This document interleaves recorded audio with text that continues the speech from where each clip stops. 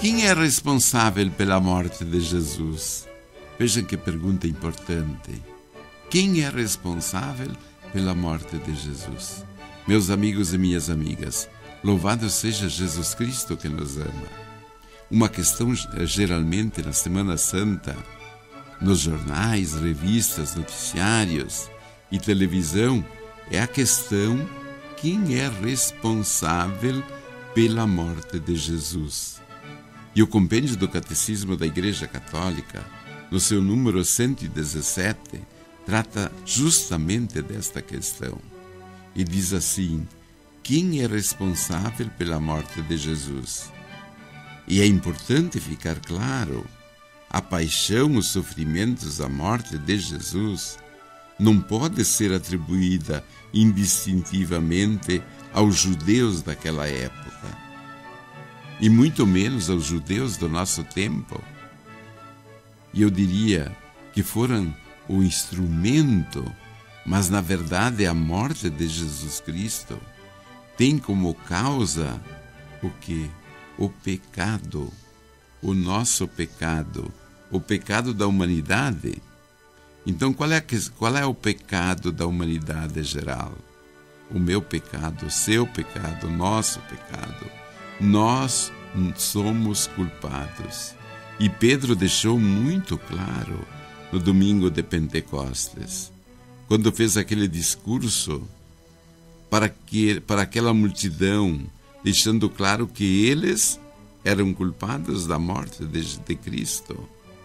E mais culpado é quem, como nós, conhecedores da gravidade do pecado, o que o pecado significa de ofensa a Deus, quando nós cometemos pecado. Nós somos os causadores da paixão, da morte de Cristo. E eu diria mais, de certa forma, com o nosso pecado, estivemos já lá presentes no Horto das Oliveiras, no caminho do Calvário, lá no alto da cruz. Admitir isto é reconhecer que a causa mesmo da morte de Cristo não foi motivo político, não foram circunstâncias históricas apenas.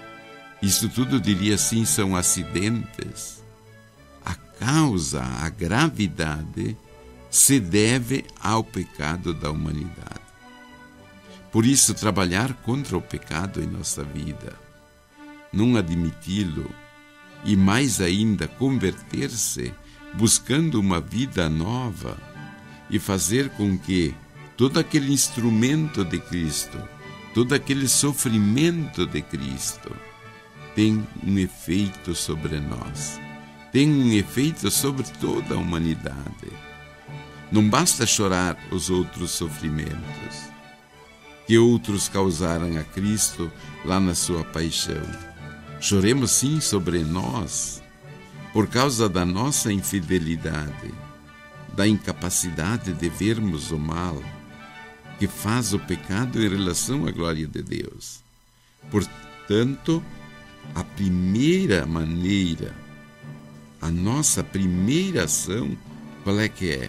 Abolir o pecado. Lutar, não admiti-lo como uma realidade da nossa vida. É uma realidade, mas não aceitar viver no pecado.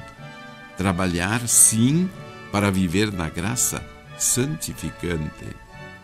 E quando falo em graça santificante, eu penso nesta presença viva de Deus em nós. Ele quer fazer em nós a sua morada, templo santo. Ele é que quer viver em comunhão conosco. E quer que Ele seja realmente um Senhor da nossa vida. Por isso, lutar contra o pecado e as suas causas, trabalhar para que a vida da graça seja vivida por todos, é agir de acordo com a vontade de Deus. Por quê? Porque a vontade de Deus, você sabe, é a nossa santificação. para que você alcance esta santificação. Viva na santidade e a graça seja uma realidade permanente em sua vida. Não é justo nem coerente dar a alguém que foi iníquo a mesma recompensa que se dá a alguém que viveu no bom caminho de Deus, que a vida toda foi uma pessoa boa. No caminho de Deus queremos a eternidade, a plenitude, mas a verdade é que nem sempre buscamos e esquecemos-nos de viver muitas vezes o amor de Jesus. Os santos tomaram consciência que cada momento da vida é tempo de amar a Deus. Eles buscaram amar a Deus no irmão e em todas as horas e momentos. Para isso, façamos a oração da Divina Misericórdia. Eterno Pai, eu vos ofereço o corpo e o sangue, a alma e a divindade do vosso diletíssimo Filho, nosso Senhor Jesus Cristo, em expiação dos nossos pecados e dos do mundo inteiro. Pela sua dolorosa paixão, tende misericórdia de nós e do mundo inteiro. Para isso, peçamos a bênção de Deus Todo-Poderoso, o Pai, o Filho, o Espírito Santo. Amém. Fiquem na paz e no amor de Deus.